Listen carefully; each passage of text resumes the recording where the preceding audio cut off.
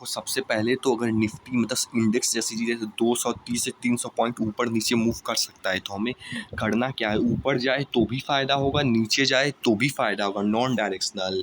देखो सबसे पहले तो इसमें भी मतलब ये जितना ज़्यादा मतलब जैसे एक में इतना है, मान लो अगर एक में वहीं पे मतलब ये जितना ज़्यादा कंप्रेस होगा, सो देखो अगर इतना है तो इतना टारगेट मिलेगा, और अगर इतने का है तो यहाँ पे भी उतना टारगेट, यानी कि जितना ज़्यादा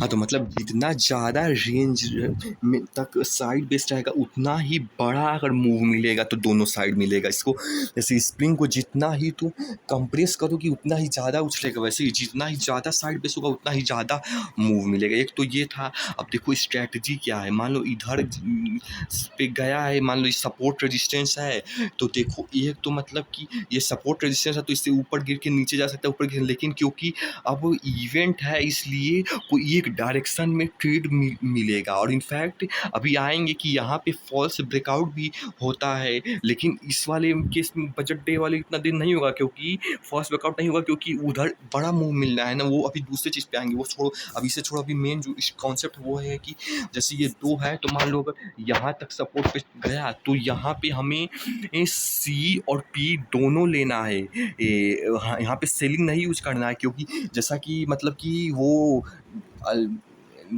क्या था यार, मतलब थीटा गामा डेल्टा वेगा वाले में जैसा सीखे थे कि वेगा वाले में आईवी जो है बढ़ जाती है, जिसके वजह से सेलर्स आईवी के बढ़ने के पहले सेल कर देते हैं, तो जब आईवी बढ़ जाती है तो उतना रुपया नहीं मिलता है तो उनका नुकसान हो जाता है, वहीं पे बायर्स को फ़ायदा हो जाता है आईवी का। इसीलिए ये बड़े इवेंट वाले दिन को तो ऑप्शन सेलिंग स्ट्रेटजीज बिल्कुल भी नहीं यूज़ करनी है, इनफैक्ट ऑप्शन बाइंग यूज़ करनी है, क्योंकि आईवी का फ़ायदा बेनिफिट बायर्स को होता है, और प्लस में आईवी के वजह से वो जो थीटा डीके होता है वो शायद से कम हो जाता है, लेकिन यही है कि आईवी बायर्स को फ़ायदा देता है, इसलिए यहाँ पे बाइंग वाली स्ट्रेटजी यूज़ करनी है। तो सी और पी दोनों यहाँ पे बाय कर लेना है। तो देखो समझे ना, ये मतलब कि यहाँ पे ऊपर गया या नीचे, या मान लो यहाँ पे ऊपर तक गया तो यहाँ पे सी और पी दोनों बाय करना है। अब देखो स्टॉप लॉस के देखो, अब यहाँ पे स्ट्रैटेजी में होगा क्या, जो मुझे लगता है थोड़ा गलत भी हो सकता है, क्योंकि सही से मुझे समझ नहीं आया, फ्यूचर में और डिकोड करना, लेकिन यहाँ तक तो तब याद रहे। देखो सी मान लो 100 का लिए, पी मान लो 100 का लिए, तो मतलब जब मान लो कॉल में ऊपर जाएगा तो अब बाइंग में फ़ायदा होगा, तो कॉल वाला ऊपर मान लो कि चला गया और पी वाला तो नुकसान हो रहा है ऊपर गया, तो मतलब कि जब 50% डाउन हो जाए पी वाला, मतलब 50% लॉस में चला जाए, तब पी को एग्जिस्ट करना है। क्यों?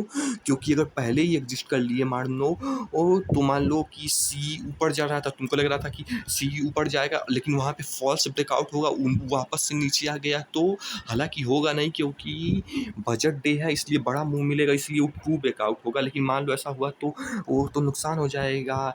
इसीलिए इसे 50% जब डाउन हो जाएगा, यानी अच्छा खासा ऊपर चला जाएगा, तब तो मतलब वो सिंग मिल जाएगा। तो इस तरीके से पी वाला 50% में निकल, जब लॉस होगा तब निकलना, इससे 50% माइनस तो होगा, लेकिन यहाँ पे सी वाले में उतना 50% प्लस हुआ रहेगा, प्लस में वो एक्स्ट्रा, क्योंकि ये बड़ा मूव है तो और भी कुछ चीज़ पॉजिटिव में ही लेकर निकलोगे। तो यही स्ट्रेटजी है। सी और पी मतलब अगर नीचे के साइड ही यहाँ पे छुआ रहता तो यहाँ पे मान लो सी और पी रहते तो इसका उल्टा कर देते, इस यहाँ पे होता तो जब पी को जो मतलब कि यहाँ पे होता तो सी नहीं, सी जब 50% टूट जाता और पी 50% तो बढ़ता ही, वो 50% टूटता, लेकिन क्योंकि बड़ा मूव है इसलिए और एडिशनल एडवांटेज भी होगा, इसलिए पॉजिटिव में ही निकलोगे। तो यही स्ट्रेटजी है। सी और पी अगर ऊपर है तो मतलब कि सी मतलब कि वो अगर ऊपर वाला जाएगा तो सी पी दोनों लेना है, लेकिन ऊपर जा रहा है तो सी प्लस में जा रहा है, पी माइनस में, लेकिन पी कट तभी करना है जब वो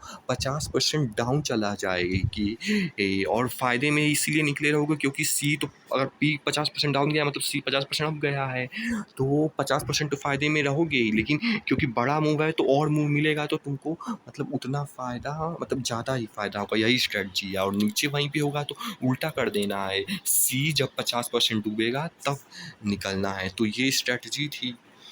जैसा कि यहाँ पे भी देख सकते हो। और ये at the money, in the money out of the money नहीं, जो in the money out of the money नहीं, एट डी मनी पे जो है उसका मतलब कि सी और पी तुमको बाय करना है, जो एट डी मनी पे है। तो देख सकते हो इधर से पी बाय किया गया और सी बाय किया गया एट डी मनी पर का।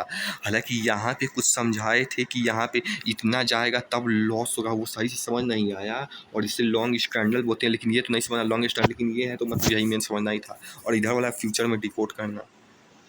तो देखो अब शुरू से बता देते हैं कि मतलब कि जब भी कोई बड़ा इवेंट, देखो सबसे पहले तो बड़ा इवेंट होना चाहिए, ज़रूरी नहीं कि कोई त्यौहार ही। सबसे पहले तो 1 दिसंबर को मतलब बजट डे होता है। बड़ा इवेंट बजट थोड़ा अलग अलग चल, लेकिन मान लो फर्स्ट डे वाले मतलब बजट डे रहता है 1 जनवरी, उस दिन तो अच्छा खासा मिलता है। लेकिन इवेंट मतलब कोई भी इवेंट हो गया, इलेक्शन वोट कुछ भी हो गया, बस बड़ा इवेंट होना चाहिए। तो उस दिन देखो बड़ा इवेंट है तो वोलेटिलिटी मार्केट की बढ़ जाएगी, तो इंडिया विक्स भी मतलब बढ़ेगा। देखो कहने को लोग कहते हैं कि इंडिया विक्स बढ़ता है मतलब मार्केट गिरता है, लेकिन ये सही भी है, ये भी समझ के चलना है। लेकिन ये मतलब इस केस में उतना अप्लाई नहीं होगा। यहाँ पे वोलेटिलिटी क्योंकि बढ़ रही है इसलिए इंडिया विक्स भी बढ़ेगा।